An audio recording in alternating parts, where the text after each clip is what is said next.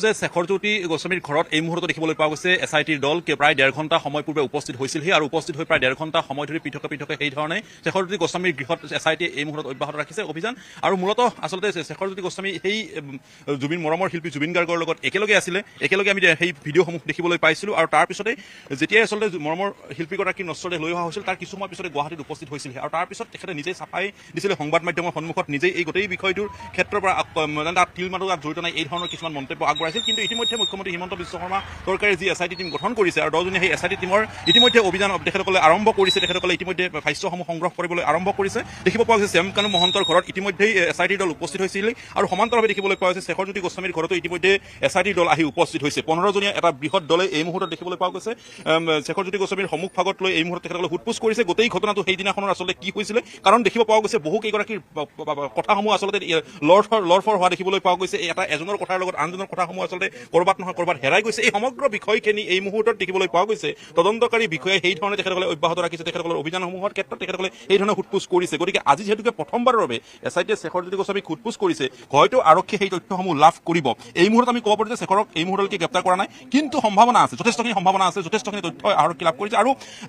যি দুগৰাকীকৈ বিষয়া আমি নাম ক'ব পাৰোঁ যে এছআইটিৰ যি দুগৰাকী অতিৰিক্ত অনুসন্ধানকাৰী বিষয়া মৰমী দাস আৰু সহ অনুসন্ধানকাৰী বিষয়া ধ্ৰুৱজ্যোতি বৰা এই দুগৰাকী বিষয়াৰ নেতৃত্বতে 15জনীয়া এটা বৃহৎ দলে এই মুহূৰ্তত তেখেতসকলে সোধপোছ চলাই আছে জেৰা চলাই আছে আৰু গোটেই ঘটনাটোৰ ক্ষেত্ৰত কৰবাত নহয় কৰবাত লুকাবলৈ চেষ্টা কৰা হৈছে নেকি ঘটনাৰ মূল আচলতে কাহিনী ইয়াত লুকাবলৈ চেষ্টা কৰা হৈছে নেকি এটা নাট্যৰূপ দিবলৈ চেষ্টা কৰা হৈছিলে নেকি এই দিশসমূহ আৰক্ষীয়ে সম্পূৰ্ণৰূপে যাতে নিখুঁতভাৱে উলিয়াব পাৰে নিখুঁতভাৱে এই সমগ্ৰ ঘটনাৰ ক্ষেত্ৰত যথেষ্টখিনি প্ৰশ্ন আছে যথেষ্টখিনি প্ৰশ্ন ৰৈ গৈছে জুবিন দাৰ মৃত্যু সহজভাৱে কোনো গ্ৰহণ কৰা নাই আৰু যাৰ কাৰণে গাড়ীগত এই মুহূৰ্তত দেখিবলৈ পোৱা গৈছে যে অভিযান অব্যাহত ৰাখিছে আৰক্ষীয়ে অভিযান অব্যাহত ৰাখিছে এছআইটি টিমে সকলোৰে তথ্যসমূহ সংগ্ৰহ কৰিছে এই মুহূৰ্তত আমি ক'ব পাৰোঁ যে এই মুহূৰ্তলৈকে গ্ৰেপ্তাৰ কৰা নাই হয়তো গ্ৰেপ্তাৰ কৰাৰ পূৰ্ণ সম্ভাৱনা এই মুহূৰ্তত আছে কাৰণ বহু সময় ধৰি আৰক্ষীয়ে সেই কথাখিনি তেখেতসকলে অধিকভাৱে কাৰণ 1.5 ঘণ্টা সময় ইতিমধ্যে পাৰ হৈছে আৰু হয়তো যথেষ্ট সময় প্ৰয়োজন হ'ব নিখুঁতভাৱে এই ঘটনাৰ যাতে তদন্ত তেখেতসকলে লাভ কৰিব পাৰে তথ্যসমূহ সংগ্ৰহ কৰিব পাৰে তাৰ কাৰণে তেখেতসকলে এই মুহূৰ্তত অভিযান অব্যাহত ৰাখিছে গতিকে ক'ব পাৰি যে যিসমূহ কথা আচলতে গাপ দিবলৈ চেষ্টা কৰা হৈছিলে আমি যদি মন কৰোঁ যে যেতিয়াই গুৱাহাটীত উপস্থিত হৈছিল তেতিয়াই দেখিবলৈ পোৱা গৈছিল শেখৰজ্যোতিয়ে কেইবাটাও সংবাদ মাধ্যমৰ সন্মুখত কিছুমান তথ্য আচলতে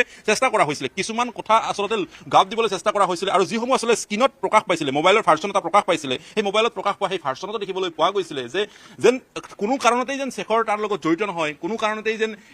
দেখিবলৈ পোৱা গৈছিল যে মাথোন সিদ্ধাৰ্থৰ ওপৰতে সকলোবোৰ দেখা হৈছে হয় সঁচাকৈ সিদ্ধাৰ্থৰ এই সমগ্ৰ ঘটনাৰ ক্ষেত্ৰত মূল নায়কজন সিদ্ধাৰ্থ বা শ্যামকানু মহন্ত কিন্তু সমান্তৰালভাৱে শেখৰৰ ক্ষেত্ৰতো আচলতে কোনো কাৰণতে যেন অস্থিৰ এটা পৰিৱেশত ভিডিঅ'সমূহ যদি ভালদৰে মন কৰা হয় তেতিয়াহ'লে দেখিবলৈ পোৱা গৈছিল যে মৰমৰ শিল্পীগৰাকীয়ে পানীত নামিবলৈ তেখেতৰ আচলতে কোনো ধৰণৰ মন কৰা নাছিলে পাৰৰ পৰা কেইবাটাও ভাষ্য সংগ্ৰহ কৰা হৈছিলে কিন্তু তাৰ পিছতে দেখিবলৈ পোৱা গৈছে এক প্ৰকাৰ জোৰ জুলুমভাৱে যি এছ'চিয়েশ্যনৰ যিসকল সদস্য আছিল সেইসকল সদস্য লগত থকা অসমৰ যিকেইগৰাকী সদস্য এই সদস্যসমূহেই যেন এক প্ৰকাৰ জলকেলি কৰিবলৈ জুবিন গাৰ্গক বাধ্য কৰাইছিলে আৰু যাৰ কাৰণে এই ঘটনা সংঘটিত হৈছিলে আনকি সময়মতে যি দৰৱ খাব লাগিছিলে সেই দৰৱক খোৱা ব্যৱস্থা কৰা নহ'ল অৰ্থাৎ নিজৰ সংগীৰূপে সদায় ভাবি অহা জুবিন গাৰ্গে প্ৰতিগৰাকীক নিজৰ পৰিয়ালৰ সদস্যৰূপে যি ধৰণে আচলতে গ্ৰহণ কৰে ক'ৰবাত যেন এইসকল সতীৰ্থ বা এইসকল লগত যোৱা এইসকলে কোনো কাৰণতে যেন জুবিনদাৰ সেইখিনি আচলতে বুজি নাপালে আৰু যাৰ কাৰণে হয়তো এই ঘটনা সংঘটিত হ'ল তাৰ আঁৰতো হয়তো আন কোনো ঘটনা থাকিব পাৰে নেকি এই কথাসমূহ এই মুহূৰ্তত প্ৰশ্ন লাগিছে অসমৰ ৰাইজে দাবী কৰিছে যে প্ৰতিটো ঘটনাটোৰ সম্পূৰ্ণ নিখুঁতভাৱে আচলতে তথ্য লাগিব কোনো এটা তথ্যই আচলতে লুকাব নোৱাৰিব আৰু যাৰ কাৰণে দেখিবলৈ পোৱা গৈছে ইতিমধ্যে সদৌ অসম ছাত্ৰ সন্থাৰ মজিয়াৰ পৰা বিভিন্ন তেখেতসকলে কাৰ্যসূচী ঘোষণা কৰিছে অহাকালি দিনত তেখেতসকলে প্ৰতিবাদী কাৰ্যসূচী ঘোষণা কৰিব ৰাজ্য চৰকাৰে এই বিষয়টো গভীৰভাৱে অধ্যয়ন কৰি গভীৰভাৱে তেখেতসকলক সঠিক আৰু সঁচা অৰ্থত গোটেই বিষয়খিনিত পোহৰলৈ আহিব লাগিব তেখেতসকলে দাবী উত্থাপন কৰিছে বিভিন্ন দল সংগঠনে একেই এই মূৰত মন্তব্য প্ৰদান কৰিছে কাৰণ কোনো কাৰণতে দোষী কোনো কাৰণতে হাৰি যাব নোৱাৰিব এগৰাকীকৈ দোষী এই জালত পৰিব লাগিব আৰু যাৰ কাৰণে আৰক্ষীৰ যি নেৰাৰ পৰা অভিযান আজিৰ পৰা দেখিব পোৱা গৈছে আমি যদি প্ৰথমতে উল্লেখ কৰোঁ শেখৰ আৰু শ্যামকানু মহন্তৰ ঘৰত এই মুহূৰ্তত পৃথকে অভিযান চলিছে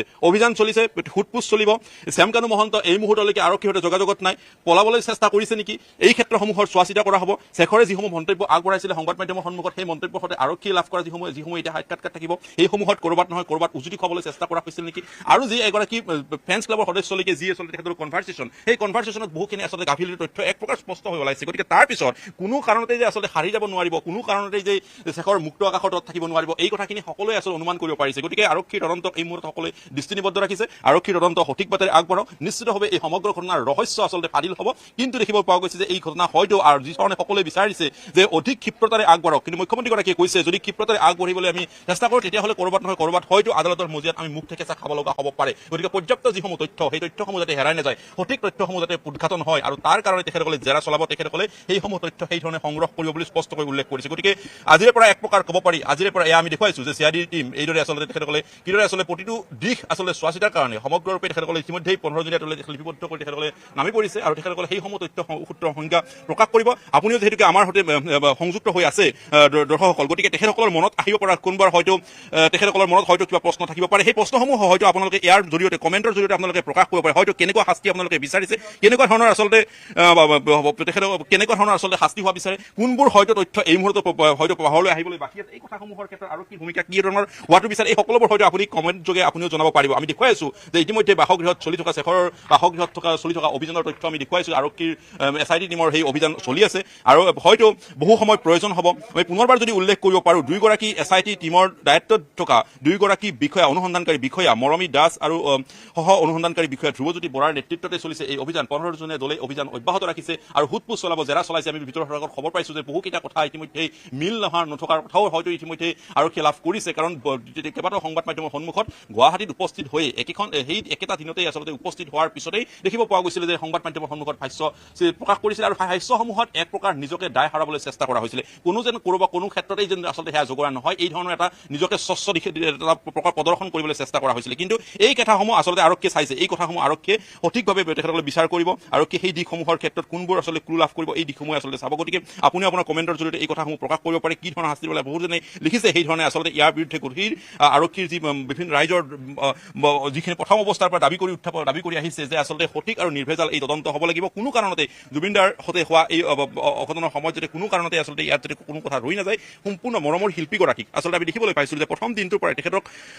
কি ধৰণে আচলতে এই ঘটনা হোৱাৰ পিছতেই আচলতে সকলোৰে মনত সন্দেহ জাগিছিলে যে আচলতে ইয়াক কিদৰে সম্ভৱ, ইয়াৰ আঁৰত এটা গভীৰ ৰহস্য আছে আৰু এই ৰহস্য অবিহনে যেন এই ঘটনা অসম্ভৱ নহয়। গতিকে এই ৰহস্য ভেদ কৰিব লাগিলে ইয়াৰ বিৰুদ্ধে সঠিক তদন্ত হ'ব লাগিব, নিৰ্ভেজাল এটা তদন্ত হ'ব লাগিব আৰু এই তদন্ত সেই ধৰণে আচলতে আগবাঢ়িছে। গতিকে এই তদন্ত হয়তো বহুখিনি নতুন নতুন তথ্য পোহৰলৈ অহাৰ সম্ভাৱনা আহিব। এই যে দেখিবলৈ পোৱা গৈছিলে নিশাটো তেখেতে সেই ধৰণে আছিলে আৰু তাৰপিছত দেখিবলৈ পোৱা গৈছিলে এটাৰ পিছত আনটোকৈ ভিডিঅ' প্ৰকাশ কৰি থকা হৈছে আৰু সেই ভিডিঅ'সমূহত দেখিবলৈ পোৱা গৈছে তেনেই কিছুমান ছবি প্ৰকাশ পাইছে। গতিকে সেই প্ৰকাশ হৈ থকা যিসমূহ ছবি, এই ছবিসমূহত আৰতো যেন ক'ৰবাত নহয় ক'ৰবাত এটা গভীৰ ৰহস্য সোমাই আছে। গতিকে এই ক'ৰবাত আচলতে গাপ দিবলৈ চেষ্টা কৰা হৈছে, নিজে বাচিবলৈ আচলতে চেষ্টা কৰা হৈছে নেকি। আৰু দেখিবলৈ পোৱা গৈছিলে যিসমূহ স্ক্ৰীনশ্বট, সেই স্ক্ৰীনশ্বটসমূহত দেখিবলৈ পোৱা গৈছিলে যে তেখেতে যিগৰাকীৰ সৈতে যোগাযোগ কৰিছিলে, কথা পাতিছিলে, সেইসমূহত দেখিবলৈ পোৱা গৈছিলে নিজক আচলতে এক প্ৰকাৰ বচাবলৈ চেষ্টা কৰা হৈছিলে। নিজে তাত কোনো ধৰণে আচলতে 3 মানুহ জড়িত নহয়, এই কথাখিনি আচলতে উপস্থাপন কৰিব লগা হৈছিলে। কিন্তু মুখ্যমন্ত্ৰীয়ে উল্লেখ কৰিছে যে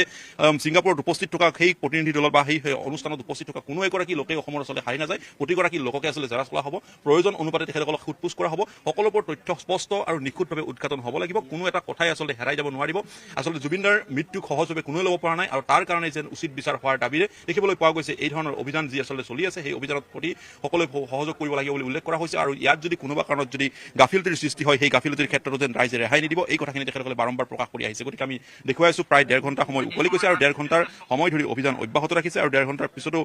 হয়তো আজি কিমান সময়লৈকে অভিযান চলিব এই মুহূৰ্তত স্পষ্ট কৰিব নোৱাৰে। কিন্তু এটা কথা স্পষ্ট কৰিব পাৰি যে প্ৰায় 4-5 দিন ধৰি কিয় আচলতে গুৱাহাটীত উপস্থিত হোৱাৰ পিছতো শেখৰক সোধপোছ কৰা নহ'ল, এই কথাসমূহৰ মাজত কিন্তু বহুজনৰ প্ৰশ্ন ৰৈ গৈছে আৰু সেই ধৰণৰ প্ৰশ্ন উত্থাপন কৰা হৈছে। মুক্ত আকাশৰ তলত থাকিলে অথচ শেখৰে 5 দিন ধৰি থকাৰ পিছতো কিয় এটা শব্দ এবাৰো আৰক্ষীয়ে জেৰা নচলালে, কিয় আচলতে আৰক্ষীয়ে সোধপোছ কৰিব চেষ্টা নকৰিলে, কিয় আচলতে মূল ঘটনাটো কি আছিলে সেই ঘটনাসমূহৰ ক্ষেত্ৰত আৰক্ষীক প্ৰথম ভাষ্য কিয় সংগ্ৰহ নকৰিলে বা পোনে পোনে আৰক্ষীক এই কথাখিনি জনাবলৈ আগ্ৰহ প্ৰকাশ কিয় নকৰিলে শেখৰে, এই কথাখিনি কিন্তু আৰক্ষীৰ তদন্তকাৰী সংস্থাৰো প্ৰশ্ন আছে, ৰাইজৰ মনত প্ৰশ্ন আছে। এতিয়া প্ৰশ্ন হৈছে এই সকলোবোৰ দিশ এতিয়া কি ধৰণে আগবাঢ়িব, কি ধৰণে আচলতে এই সমগ্ৰ ঘটনাৰ যিখিনি তথ্য সেই তথ্যসমূহ উদঘাটন হ'ব, এয়া হৈ পৰিব সময়ত লক্ষণীয়।